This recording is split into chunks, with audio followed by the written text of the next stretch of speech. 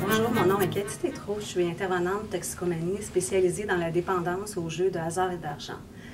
En tant que maman, je suis préoccupée par ce que font mes garçons sur Internet. Alors, j'ai développé un programme avec d'autres parents pour aller voir ce qui se passe.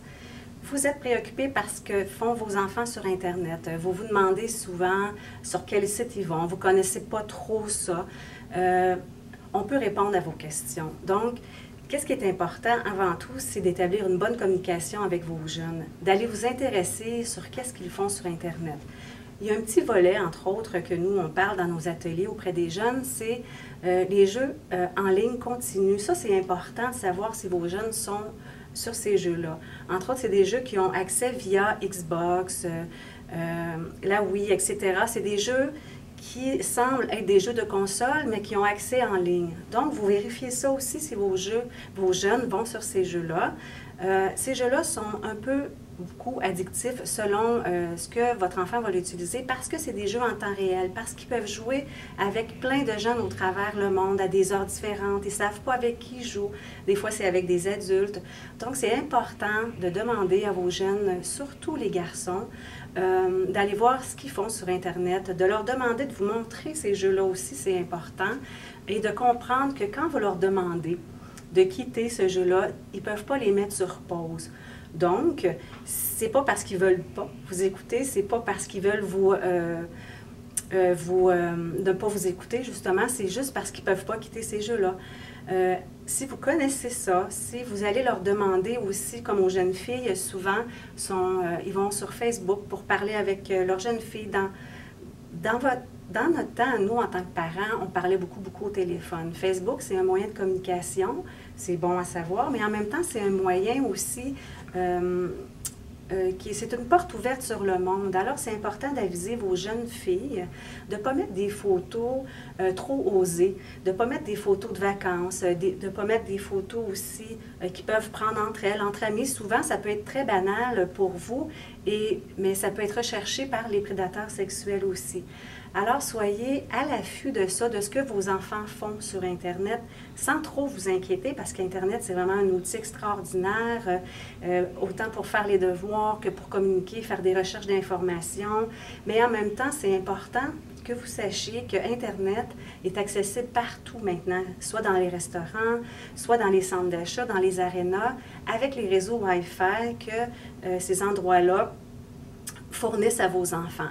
Donc, ce n'est pas tout de mettre un programme qui bloque les accès à vos enfants à la maison. Ce serait important de leur expliquer ce qui se passe, exemple, sur les sites pornographiques.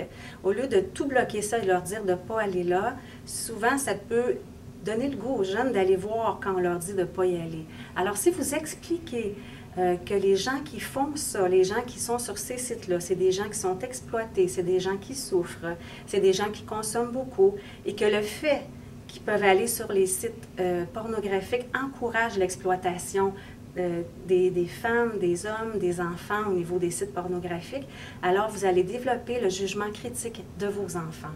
Alors, c'est important de savoir ce qui se passe et surtout proposer à vos enfants des activités autres qu'Internet. C'est certain que ça vous sécurise des savoirs à la maison, sauf qu'il y a beaucoup d'obésité qui se développe en ce moment dû au manque d'activité des jeunes.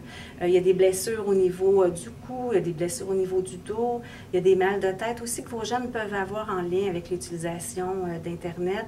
Puis quand je parle d'Internet, je parle via les TIC. Un TIC, technologie d'information de communication. Ça, c'est un TIC.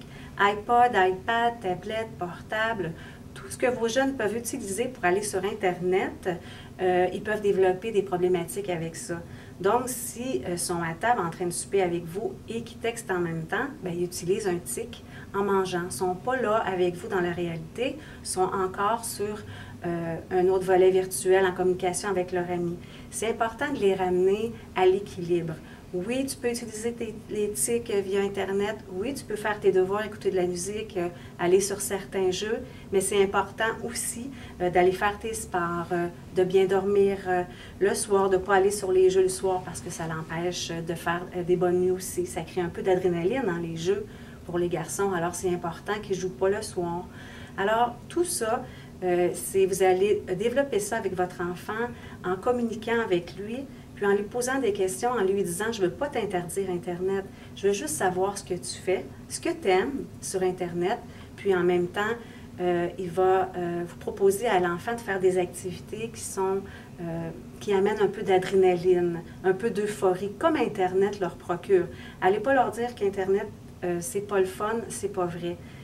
Déjà en partant, là, vous savez très bien qu'Internet, les jeunes aiment vraiment ça, puis les adultes aussi, entre autres. Alors, allez plutôt leur proposer des activités avec du plaisir. Ça va vous prendre plus de temps, ça va vous coûter peut-être un petit peu de sous, mais au moins, vous allez capter l'attention de vos jeunes, vous allez les sortir un peu de la maison. Alors, bon équilibre. Merci.